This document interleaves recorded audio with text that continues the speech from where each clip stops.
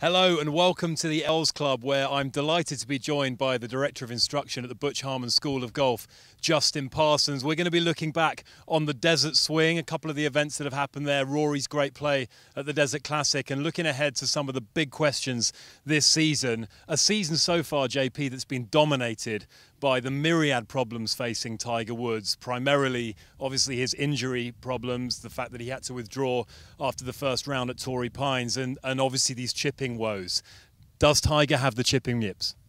I think probably Tiger has some deep-rooted issues with his chipping. There's no question about that. I mean, my feel is that when you change coaches, when you change instructors, when you change programs an awful lot, coupled with a bad injury to the lumbar spine, which can affect you neurologically and put you in a position where really you don't understand where the golf club is much anymore, regardless of whether you feel like it's a release pattern problem or something. But there's some deep-rooted problems there, Rob. Yeah.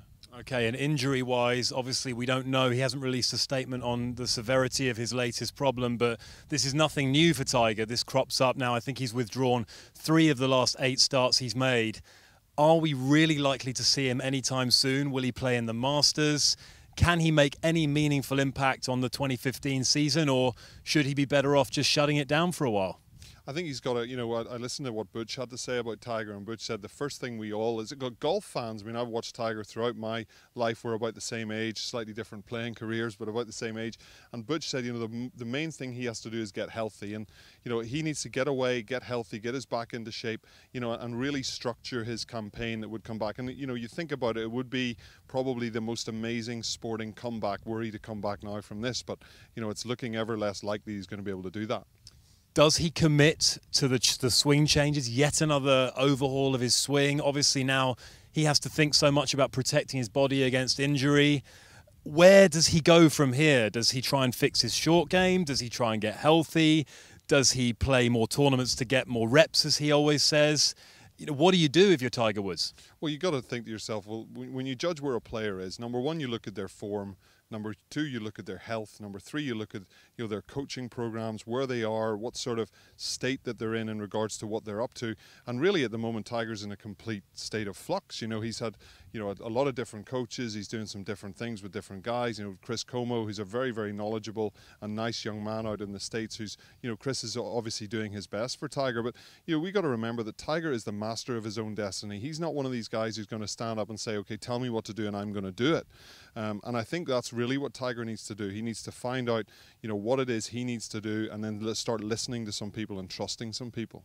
Tiger Woods now down to world number 62 and arguably at the lowest ebb of his very illustrious career. Someone at the polar opposite end of the spectrum that we saw so impressively in Dubai, Rory McIlroy, Tiger-esque in the way he won that tournament, wasn't he? And I'm talking about the heyday of Woods, obviously, and not the last couple of years. But the way Rory McIlroy just dominated the field at the Emirates Golf Club and then played the final day in cruise control, just not making any mistakes, knowing that he had enough of a cushion. It was so clinical, wasn't it?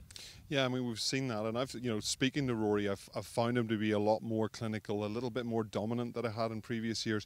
But if you look again at the structure of where Rory is in his life, he's got a very, very simplistic viewpoint from his golf swing with someone like Michael Bannon, who's a great golf coach and keeps Rory doing the things he's been doing with success since he was about 12 or 13 years old.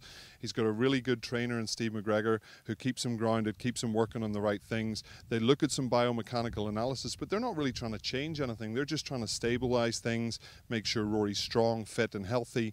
Michael keeps the swing stuff simple. So I guess he's doing all this modern coaching stuff very, very well, whereas perhaps Tiger hasn't done the modern stuff very well. Okay, well, we're looking ahead to see who might challenge Rory McIlroy in the 2015 season, and probably, I guess, we're expecting another very strong year from the Northern Irishman. But of all the multifaceted players, the Jordan Spieths, Patrick Reed, Brooks Koepka, who Claude Harmon III coaches, and then perhaps some of the older guys, Justin Rose, Adam Scott, who do you see being Rory's main challengers this year? I think Ricky Fowler has identified himself as a big-time player, somebody who's not afraid to go out there in major championships and have a go with things. Rory, dominant win over him in the Ryder Cup, and I know that meant an awful lot to Rory, but I could see Ricky as being somebody. Jason Day won last week in Torrey Pines. Jason Day is a seriously big-time player, fit, healthy, strong now. I think he's got over these hand injuries that he had, so he's certainly somebody to look out for. Jordan Spieth, some don't like the mechanics just so much. Some don't feel as if he's maybe just as explosive as some of the young players, but he can definitely get it done under pressure. But the scary thing about Rory is that if his long game is firing on all cylinders, he starts to really separate himself. And it's interesting talking to a lot of European Tour players, and if he's in that field like he was in Dubai, playing well, he's effectively just playing a different golf course. How far he hits it off the tee and how straight he hits it. Rory going for the career Grand Slam in less than 2 months' time at Augusta, JP, and obviously winning 2 majors last year and going on that wonderful run over the summer. But there's so many guys in form now, isn't there? And it's almost like this year feels like it's going to be as big a challenge for Rory to sustain that position he's got of a dominant world #1. Yeah, I mean, there are a lot of guys coming through, and I guess this whole shift, of Tiger really going by the wayside to some degree, and giving these guys an opportunity now to look at the future of golf and begin to really stamp themselves on it. But let's face it, Rory's in a great position. I mean, his game's where it needs to be. Mentally, he is where he needs to be. Physically, he is where he needs to be, and it's really his season to take as opposed to somebody else's to come and take from him.